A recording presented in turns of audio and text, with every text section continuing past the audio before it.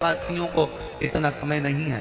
परशु महापुराण की आज की बात को लेकर जाना, जिसके दिन खराब चल रहे हो, तुम्हारे रिश्तेदार, तुम्हारा कुटुंबी, मोहल्ले में किसी के दिन अगर बेकार चल रहे हो, बहुत कष्ट के दिन चल रहे हो, तो उससे कम से कम एक दिन में 2 बार जरूर मिला करो।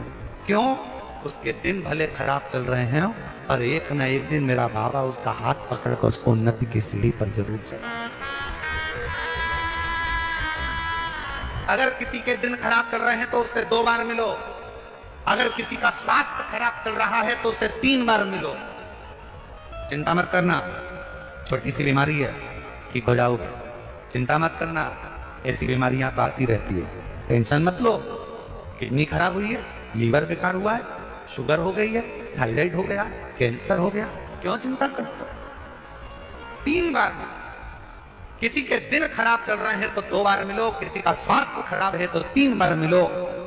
और घर में अगर बुजुर्ग माँ बाप हैं और उनके प्राण छूटने का समय है तो शिव पुराण की कथा कहती है उनकी सेवा में 24 घंटे लग जाए। शिवलिंग का निर्माण करते हैं, जिसके घर में वंश नहीं बढ़ता, 20 साल, 25 साल, 15 साल, 12 साल हो गए हों और जिसके घर में बच्चा ना हुआ हो, हम उनसे भी निवेदन करेंगे कि प्रत्येक प्रदोष, प्रत्येक शिवरात्रि, हर महीने प्रदोष आती है, हर महीने शिवरात्रि आती है, प्रत्येक शिवरात्रि, प्रत्येक प्रदोष को आप मिट्टी के अंदर मक्खन या गाय का दूध या गाय का घी, देसी गाय का मिलाकर शिवलिंग बनाकर उसकी पूजन करना प्रारंभ करें। 1 साल पूरा नहीं होगा, भले 20 साल हो गए होंगे, पर आपका गर्भ जरूर फेरेगा, ये निश्चित।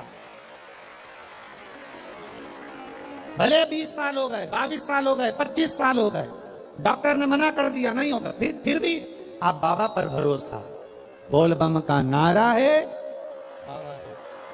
आप विश्वास के साथ शिव की आराधना करें। गाय, देसी गौ माता का दूध, मक्खन, घी, ये हमारे मिट्टी के अंदर मिलाकर जब हम शिवलिंग का निर्माण करते हैं तो हमारा वंश बढ़ता। दूसरा, भस्म। दूसरी चीज क्या है? जम के बोलो जरा पीछे वाले भी, और जितने आसपास के जितने 5 पंडालों में जो बैठे हैं, जो अलग से पंडाल लगाए गए हैं उनमें भी जो भरे बैठे हैं, इधर के पंडालों में पीछे वाले, और जितने लोग रोड पर बैठे हैं, जितनी दुकानों के अंदर बैठे, जरा सावधानी से सुनना। ये पार्थेश्वर शिवलिंग का था, आपको बाद में नहीं मिल पाएगी, बड़े ध्यान से सुनना। ये अपनी जिंदगी बनाने के लिए माँ पीताम्बरा ने अपने धाम में करवाई है, अपने जीवन को प्रकार कार्य का दिल से सुन लो। पहले नंबर पर है मिट्टी में मिलाया गया मक्खन, घी या दूध। दूसरे नंबर पर है, जम के बोलो जल्दी से, भस्म। ये दूसरे नंबर पर भस्म का प्रयोग। शिवलिंग का जब निर्माण करे, पार्थिव शिवलिंग जब बनाए, मिट्टी में थोड़ी सी भस्म जरूर मिला। भस्म किस चीज के लिए होती है? भस्म किसके लिए धारण कराई जाती है? तो महाराज शिव महापुराण की कथा कहती है, जब शरीर में कोई बड़ी बीमारी आने वाली होती है, आप एक साधारण सा प्रयोग कर देखिएगा अपने जीवन में। एक साधारण सा प्रयोग, जब आपको लगे कि डॉक्टर ने बोला है कि कोई बड़ी बीमारी का चांस बन रहा है, कोई बड़ी बीमारी होने वाली है, आप शिवलिंग, ये जलाधारी, ये जहां से जल बहता है, गणेश जी का स्थान, कार्तिकेय जी का स्थान, बीच में एक मोटी सी लाइन, अशोक सुंदरी। शिवलिंग जो शिवलिंग रखा है, जो जलाधारी है, कि कोई बड़ी बीमारी ना निकल जाए।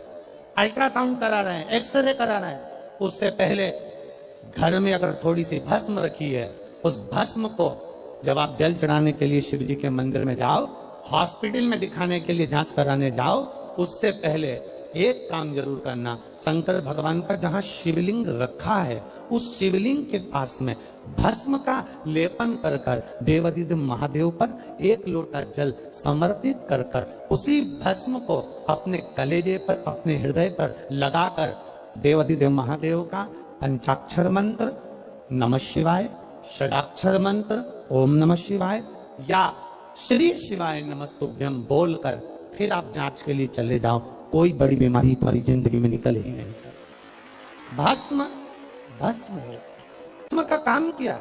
हमारे रोग को, हमारी बीमारी को, हमारे आने वाले जो रोग हैं, जो बीमारी है, जो तकलीफ है, उसको समाप्त करती है भस्म का।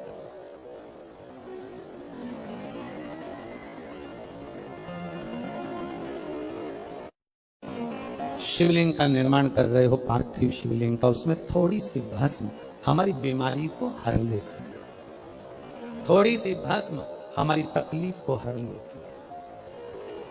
भस्म का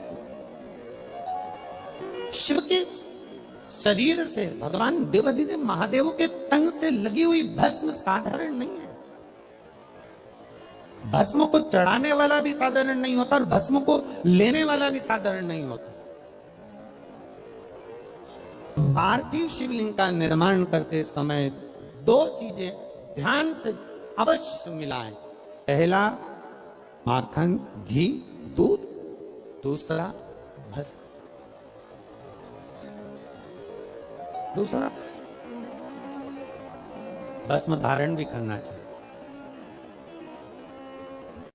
भगवान ने कहा जब प्रदोष काल हो, शाम का समय हो, उस समय पर बेलपत्री, पीपल और आंवले के नीचे लक्ष्मी तो कुछ देर के लिए विराजमान हो जाना। जो तेरे इन वृक्षों के नीचे शाम को दीप लगाने आए, उसके घर तो पीछे पीछे चली जाना। बस इतनी कृपा कर देना।